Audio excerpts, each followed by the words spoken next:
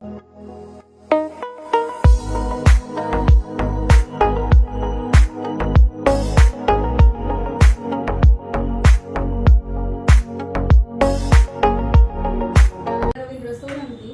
બાળક 4 વર્ષનો છે, ધ્રુવ સોલંકી, જેને અડધી કલાક પહેલા રમતા રમતા એક સિસોટીની અંદર જે મોતી આવે એ સીધું નાકમાં નાખી દીધું હતું અને એકદમ ડરી ગયો અને રડવા લાગ્યો, મમ્મી મોતી અંદર ગયું.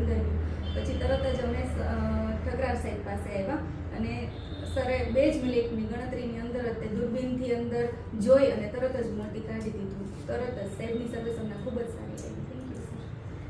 Thank you. મારું નામ ડૉક્ટર હિમાંશુ ઠક્કર છે અને બાળક ધ્રુવ છે એને જે નાકમાંથી મોતી કાઢ્યું એ ખાસ નાના બાળકોમાં આ તકેદારીનો કિસ્સો છે કે રમતા રમતા બાળકો ક્યારે નાકમાં વસ્તુ નાખી દેતા હોય. એમની ત્વરિતતાને લીધે તાત્કાલિક ધોરણે બાળકને મોતી કાઢી આપવામાં આવ્યું છે, પણ ક્યારેક રમતા રમતા ધ્યાન રાખવું જોઈએ કે બાળક નાકમાં કંઈ નાખી દે તો ક્યારેક ગંભીર પરિસ્થિતિ સર્જાઈ શકે. Thank you.